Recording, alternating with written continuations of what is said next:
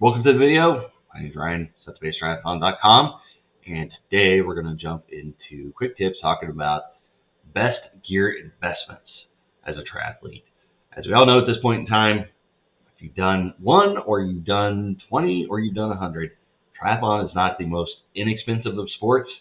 Running, at least, you just got shoes and clothes.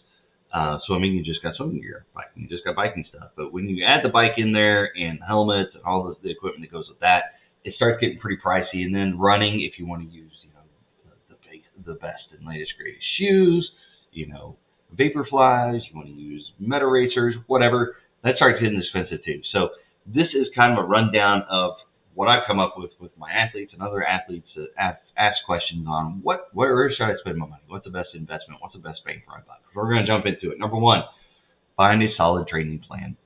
As I said, I'm kind of the training plan man. That's kind of my niche, I guess, out there is I help people a lot with just straight training plans. I do have one-on-one athletes and that type of thing. But if you don't have a training plan to get from where you're at to race day, it's you can have the best bike out there, but if you don't understand how to ride it and how to train on it for your event or whatever you're going to do, then it might be kind of tough. So make sure you have a solid training plan because you can find it pretty affordable online, different platforms. If you have any questions about that, just let me know. I can point you in the right direction. But find a training plan because it'll help get you from where you're at to where you want to be on race day. Number two, a bike may actually be in order within reason. So if you've got your Huffy from Walmart and you're going to do a half Ironman, maybe it's time to look at a bike because you're going to be spending a lot of time on that bike. So it's not necessarily the frame and the aerodynamics and the weight and all that kind of stuff, because once you start getting into these longer distance races, you're going to be putting nutrition, hydration. Weight is going to play somewhat of a factor, but the weight of your bike is not as important as your weight. If you've got maybe a few pounds you can shed, we all do, I do, or you're just going to add some weight with your fluids and your nutrition and everything that's going on your bike. So it's just if you're looking to lose trim weight and do it by buying an expensive bike, better served to put your money elsewhere.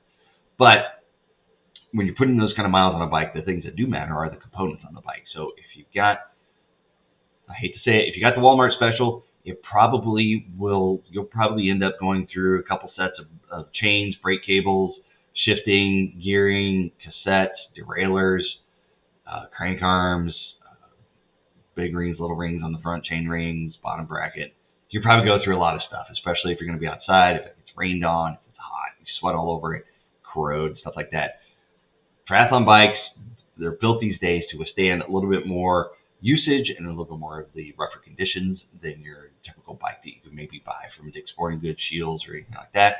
Now, Shields, Dick's Sporting Goods, Academy Sports, whatever you got around you, they're getting to the point where they're starting to kind of stock mainline triathlon bikes, so there may be an opportunity for you. But consider what you got, what your goals are, and will that bike actually make it through training and race day? Because the last thing you want to do is get done with your training, get the race day, and realize your bike ain't going to do it, and you're scrambling around looking for some sort of bike mechanic or something to fix it to get you race ready, or you're in the race and it craps out on you. So make sure your bike, whatever you got, it will be sustainable to the finish line. Number three, consider aero bars for roading. So if you got your road bike, you're like, it's great, it's a good road bike, it's a good solid road bike. If you're moving into the 70.3 and the Ironman distance, aero bars may be in order because there are substantial savings to be had, especially if there's headwinds. That amount of time sitting on your bike.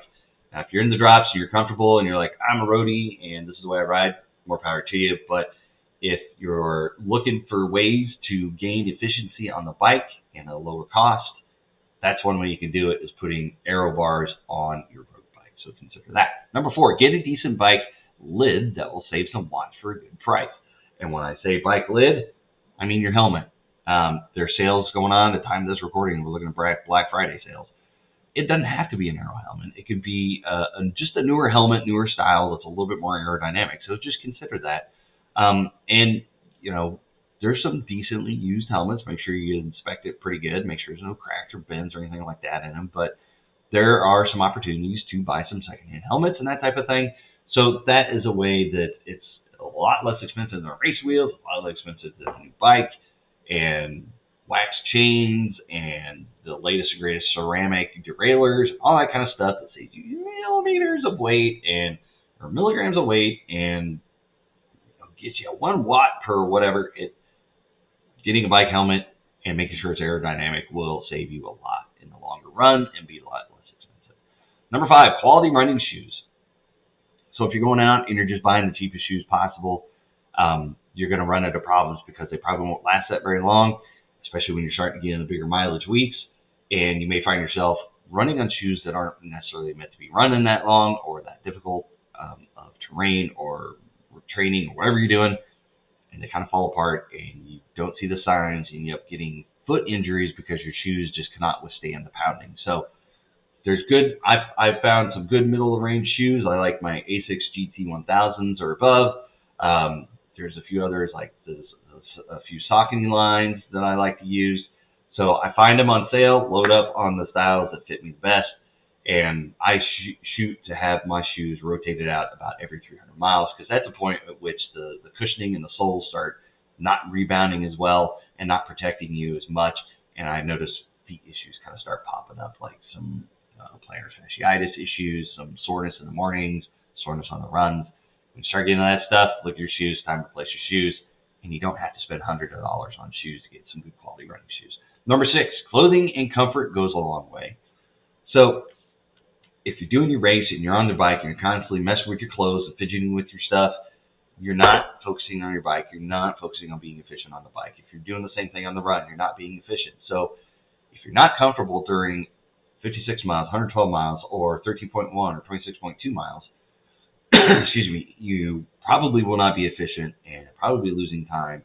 And the best way to gain time is to make sure that you've got clothing that is comfortable. Like I said, Black Friday sales, holiday sales, 4th of July sales. For all these clothing, I like Zoot is my personal go-to brand, but there's plenty of other options out there to find good, comfortable clothing. If it's not comfortable, don't use it on race day. Find something that's comfortable. Don't use it as much in training, so then it's ready for race day and you go out there and race in it. So clothing counts.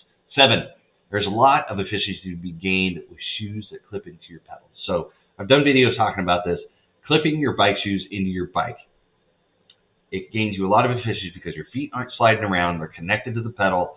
You got a little bit more, you get pull on the backswing. Not super huge amounts of pull. You don't really want to put all your force in there, but it's just so much more efficient to have your feet connected to your pedals that you're not slipping off, you're not messing with anything. They're constantly in there, and you get a good rotation on the shoes, and your feet aren't ever coming off the pedals or anything like that. So consider if you're not using shoes that clip into your bike with the little, you could use the cages, but I like to clip in pedals, and I put them really super loose so I can take them in and out, so you have to worry about falling off or whatever. But that is another way to gain efficiency on the bike that's really low cost. You buy pedals, you buy shoes, really affordable options out there.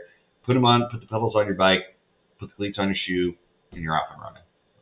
Riding, technically. So, consider bike shoes and pedals that clip into the bike shoes. Where are we at?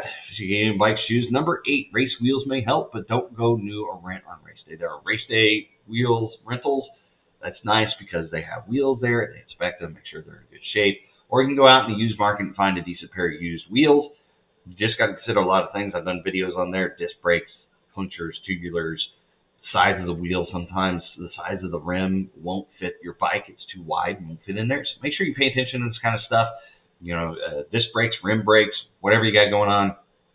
Tons of options out there. Will your cassette fit? An 8-speed cassette may not fit on the 12-speed situation. So those wheels may not work if you can't convert it to a 12-speed. Whatever you got going on. So race wheels will help, but I kind of put that at the back of the line.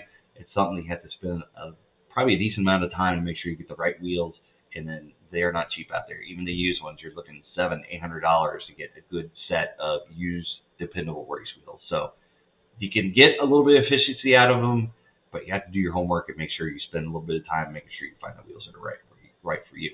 Number 9, you probably won't need the latest and greatest wetsuit. I've got an Xterra wetsuit that I bought, I believe, 6 or 7 years ago. Does great. It's worked fine.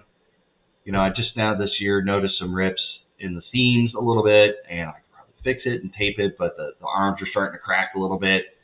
It's a used wetsuit. I've used it for several years. I've used it for several races. I just used it for Ironman Florida like a week and a half ago. Did fine. Didn't have any problems with it. Buoyancy's great. Swimming's great. Fits me fine. Does great. Paid a whopping $100 for it. They're having a sale. I went out and upgraded to the latest and greatest suit. It was, I believe, a return item that they inspect and say is good. Another $100. So I expect that suit to last me till the end of time. So you don't have to spend $500-$600 on a wetsuit. You can find perfectly good suits on the used market or the new market, on clearance, sales, or anything like that. So wetsuits, if you've got a wetsuit, use it on the swim, because it is basically, if it's wetsuit legal, it's free speed, because you're buoyant, puts you up the surface of water, and you're so much quicker in it. So make sure you got one, comfortable in it, know how to wear it, know how to put it on, use it on race day. Greatest wetsuit. Number 10, nutrition is important. So if you're not fueling yourself properly and hydrating properly, then you're not going to be efficient, you're not going to be fast, you're not going to be quick, and you're also going to slow yourself down because you're going to run out of energy and end up walking a lot. So great investment point is finding nutrition that works for you and stocking up on the right nutrition. Now, you don't have to go out there and buy the high-end top stuff. It's like with everything else. There's low-end, there's high-end, and somewhere in the middle is probably something that will work for you and your budget. So make sure you go out there and find the right spot. But nutrition is something you can invest in. You get a lot of return if you're eating high-quality foods. It costs a little bit more than what you're looking at before, but it's going to give you so many gains out there that it's definitely worth it. So consider nutrition. Number 11, tires may or may make or break your day. So tires on your bike, you can go out there and get the most expensive ones possible out there that are just skinny as possible and the least amount of rolling resistance, least weight. But at the end of the day, if you get tack on the road or a rock in the wheel or sliced on the side of the road because it was super thin, super light, maybe it wasn't the best tire for you. Personally, I go out there and I find sales. I've got Continental Gator skins, and I ride them on race day because I don't want to deal with a flat. So dealing 10 minutes on the side of the road with a flat is worth it to me, whatever I'm losing in the rolling resistance and weight of a tire that is that thick and that durable. So for me, I make sure I invest in tires, not necessarily saving me speed, but saving me time in the long run, because they avoid situations where I'm not moving at all, changing a flat. So consider that. Tires on your bike. Number 12, and last but not least, bike fit is important. So you got a bike, and it's perfectly fine, perfectly usable, road bike, tri bike, whatever you got going on. Make sure you fit to the bike, because if you get 20 miles into it and you're constantly having to shift positions, you're not comfortable, you're in pain, it hurts your knees or anything like that, that's not the right setup for you. So it's probably not cheap, and if you're going to get a good quality bike fit, it is not going to be cheap. But find somebody that is reliable, somebody that will follow up with you. If they set you up and you go out and do some outdoor bike riding, they'll let you come back in and do little tweaks. And they'll keep charging over and over, and they'll say, oh, this is good for 2 weeks, and that's it. No. Make sure you find a good bike fitter. But, it may be a combination of, well, this position produces the most power, but is not very comfortable. This position is the most comfortable, but you're not producing very much power. And you're finding a good middle in between power and comfort that you can hold for Olympic distance, sprint distance, 56 miles, 112 miles. And maybe that bike fit's a little bit different. Maybe you're a little bit more aggressive for the sprints and Olympics if that's what you're doing for the season. But if you're doing a 112-mile bike ride, you want to be as comfortable as possible. 5, 6, 7 hours in an uncomfortable position is not very much fun. Trust me, I've been there. Don't do it. It's not very much fun. So that is a good return on your investment, especially if you avoid injuries and overuse injuries. When you're cycling in a bad position, you hurt your knees, hurt your back, hurt your shoulders, hurt your neck. Over time, that will build up, and I've seen plenty of people ended up having surgery because they had a bad bike fit. So don't let that be you.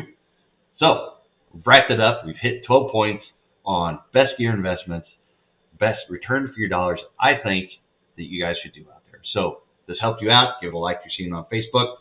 Give it a like, thumbs up on YouTube. Hit the subscribe notification button. If you didn't like it, give it a thumbs down, but at least tell me why you didn't like it, or put comments in there. Maybe I missed something. Maybe I didn't. Maybe you thought this would be good to add. Maybe I misspoke on something, or maybe whatever. If you have any questions, put them in the comments. I always get notifications. I'll get back and see what you got going on. So hopefully, have answers for you. So with that, we're going to wrap it up. hopefully this quick little tip video about gear and investments helped you out, and we'll see you in the next